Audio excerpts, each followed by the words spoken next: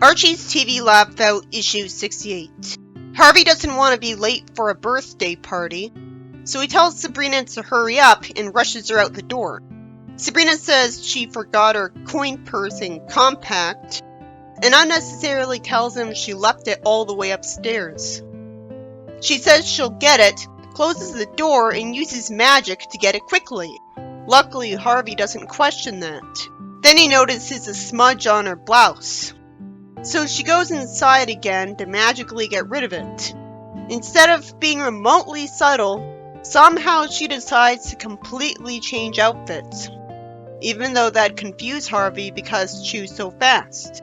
If she erased his memory of what she was wearing before, then that wouldn't be a problem. He says she forgot her sweater and it's chilly. It's good that he cares more about her well-being than getting to the party in time. So she goes inside again and magically brings the sweater to her. Then she remembers that she left her curling iron on in the bathroom and runs inside to magically turn it off. She immediately runs outside after that, and he somehow doesn't question how she did that so fast. If she has magic, why does she even use a curling iron? She's perfectly fine with using magic a whole bunch here. She doesn't have her birthday gift either. So she rushes back inside, with Harvey amusingly being mad about how many times this happened. She uses magic to get the gift, and at the party, Sabrina's sitting on a chair because she's exhausted from using so much magic. It's confusing that Harvey says she was all zapped out, like it was actually a common phrase meant to mean tired back then, and he was accidentally right. This story is about Harvey really wanting Sabrina to rush to a party, and I don't even get to find out who it was for. And Sabrina keeps delaying him by forgetting things. At least she's always competent enough to use magic to instantly take care of every problem. And it's kept lighthearted as he doesn't question for too long why she's so fast, and instead she gets away with it. And by the end, she's physically exhausted, as if her magic battery is powered by the same food that gives energy to the rest of her body. Archie's TV Lab Out Issue 69. A door-to-door salesman wonders if he could interest Sabrina in a cosmetic kit, and she's insecure enough to think she needs it. She tells him to come inside while she'd get her purse, which is stupid because she just met the stranger and who knows if he's trustworthy in her house. Unfortunately, Hilda just happens to be right next to the front door for some reason. And since he doesn't just explain that Sabrina told him to wait inside, she says he can't barge in here like that and magically summons a butler to kick him out. And realistically, he's written to wonder where he came from. Sabrina goes outside and tells him to come on in. At least she's a nice person. She says her purse must be downstairs somewhere. And Hilda summons the butler again on him and has him thrown out, confusing him again. Sabrina once again approaches him outside, but then finds out that she's short on a quarter and will be right back. He knows he's in for it, and Hilda summons a scary animal to chase him up a tree. This was yet another story where Hilda deals with a door-to-door salesman. At least this time, he approached Sabrina first. And whenever Hilda kicks him out, he only goes back inside because Sabrina tells him to. It's still on the surface an overused plot idea from the Sabrina comics. The salesman wasn't even that bad. The most harmless one I've seen so far. It was just another story about the same repetitive joke over and over again. There isn't even a reason given for why Sabrina thought she needed beauty products. She already has a boyfriend who isn't complaining about how she looks, and if he tries to leave her, she just uses magic. And I never thought of her as being vain or insecure about her looks. After this is wrap-up. Sabrina's 70s comic, a wrap-up. Hilda tells Ambrose to stop napping because today's the day he promised to work outside. It's out of character for him to nap and be lazy. He's never done that before. I'd expect that of Hilda instead. She wants him to start mowing the lawn, and he naturally asks why she doesn't just zap it. She can't, because, predictably, Harvey's out there. Why doesn't she just ask him to leave? Or brainwash him into leaving? He naturally tells her to send him home, but she doesn't provide a good counter-argument against that.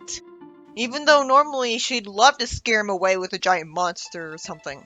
She just wants an excuse to make him do something for her like he promised. She walks by him holding something as he thinks that it's too hot for yard work. I guess the reason he doesn't use magic to fix that is that people would notice the drop in temperature, and Della would tell him off. He wants to lie in the shade until it gets cooler. He casts a spell thinking that he needs another tree for this hammock, even though Hilda told him that Harvey was right here. So of course, he asks where that tree came from.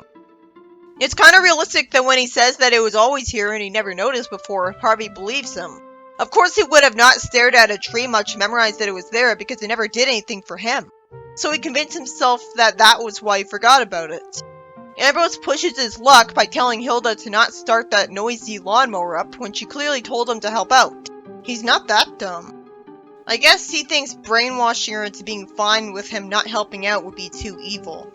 Then he pushes his luck some more by asking Sabrina to bring him a cold glass of lemonade. I guess the reason he doesn't zap it up is that he doesn't want to risk Harvey noticing after he noticed the tree show up. He thanks Sabrina for the lemonade that she happily gave him with no catch. He pushes his luck again, asking for a refill. I guess he really doesn't want to risk Harvey questioning him again. Hilda wisely tells Harvey to look over there, but stupidly says for a second. So it should have been obvious to him that she was just tricking him, because she doesn't say why he should look over there. She steals his lemonade and then uses magic to tie him up with a hammock. And Harvey says that this is a strange place, as if he's smart enough to suspect magic anyways.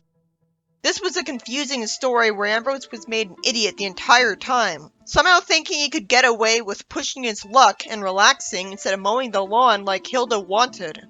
It's especially frustrating that when he tells Hilda she could just send Harvey home and zap the lawn, she refuses to, because it means the story could have easily not happened. It seems out of character for him to be lazy, and it's definitely out of character for Hilda to wait so long before asserting herself. She did keep telling him to get to work. Harvey being there was the only justification for why she waited so long to abuse her magic on him after he kept slacking off. Granted, his first appearance had him do something as goofy as bring Hilda a pet gorilla, but usually he's got more sense than Hilda and Della by siding with Sabrina, so this story seemed to just make him uncharacteristically stupid just for the plot. Archie's TV Laugh Out issue 71. Harvey says that today looks like a perfect day for the beach because of all of the women he's seeing, and Sabrina's at least smart enough to know why he said it's a perfect day for the beach. He's somehow stupid enough to say it's outright gorgeous here, as if he wasn't obvious enough. There's some panels that seem to be pointless, where Sabrina wants to put on suntan lotion, and then she lies down for a while. Then she sarcastically says, "Should I ask her to move over here so you can get burned on your right side too?" She tells him to go in the water to distract him, and he's sort of smart by saying that he'll join her in a second. He says he wants to inflate a beach ball. Out of nowhere, Harvey sees Sabrina's face in the beach ball telling him that she's waiting, when that only confused him and she doesn't want him to know she's a witch. But she knew she would get away with it because he would just insist that he imagined it. He wants to talk to the woman and throws the ball as an excuse to apologize to her. Sabrina uses magic to make it so that he gets horrified by her looks. She hits him, Sabrina thankfully turns her back to normal, and Harvey agrees to go into the water because he assumes he's got sunstroke. This story was about Harvey getting really distracted by the pretty women at the beach, which bothers Sabrina. Combine that with them constantly getting threatened by beach bullies in the 70s comic, and she has no reason to go to the beach with him. You'd think this would happen every time he isn't getting bullied here if he has that little self-control and common sense around her. So he gets the idiot ball, and Sabrina uses magic to make a girl ugly to scare him into going for a swim, because he thinks he got sunstroke, explaining why she thought she'd get away with her confusingly obvious magic. Archie's Joke Book 262. First, Sabrina tells Hilda that a brat wants to apologize to her, but then she says that same kid is gonna forgive Hilda for ratting her out to her parents about playing hooky from school. She got punished, but baked Hilda a cake. I guess Hilda saw her at the groceries. Since when does Hilda even go outside of her house? Why would she have seen that kid? I guess she looked out the window and saw her? Hilda's supposed to be cynical, so she'd assume the cake had something wrong with it. She wouldn't check it out. She opens the door of her house and gets a cake thrown in her face for going out of her way to get the girl in trouble. Archie's TV laugh out, issue 72. Sabrina's happy that some bees just built a hive under her roof. Well, bees are good for the environment, and witches like her could easily protect themselves from them. So I guess she should be happy. Hilda's more easily scared, so she tells her to zap the bees. Sabrina doesn't want to do that, and says they should call a bee man to get it down, which is surprisingly wise of her. I thought she'd insist on the hive staying there. But this change of heart is good because the bees need protection from Hilda, and the bee man would know exactly where to take the hive. But she'd be lucky if Hilda humored her on this idea. Hilda's right, that would be a waste of money when they could just magically zap it down. It's obvious that she should zap it away instead of sending it down and risking all of the bees going after the nearest person. Is that going to happen to her? Because she should have simply destroyed it instead, logically, so that wouldn't be justified. Sabrina reminds her that the bees are living creatures. Well, she could zap up more bees in the park to replace them. Out of nowhere, Hilda says she's only going to move the hive. She wants to move the hive somewhere far away from here, and Sabrina suggests the park.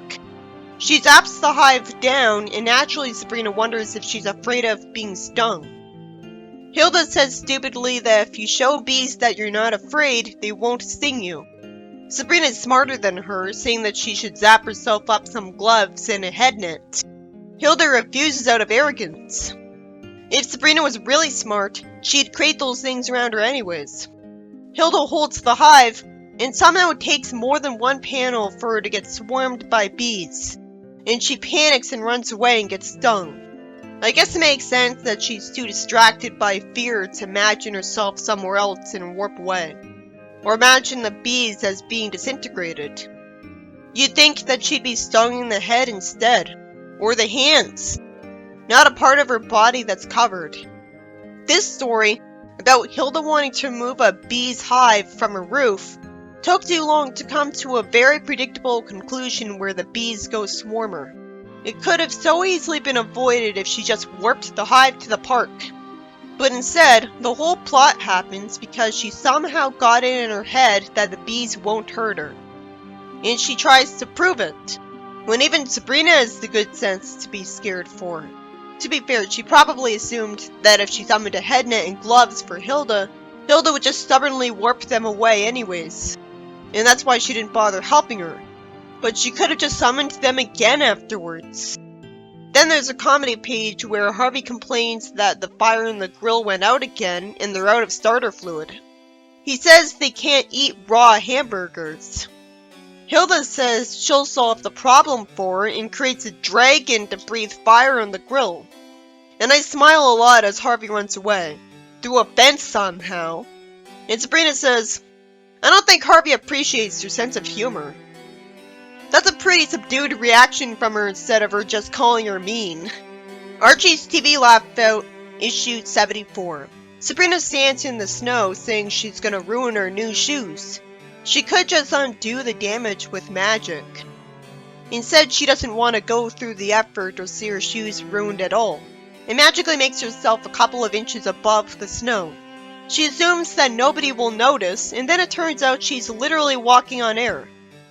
Which becomes obvious when she goes inside, and she scares a guy at a shop she orders a hot chocolate at. She'd know better the second she went inside. The joke is that she's oblivious to him noticing this.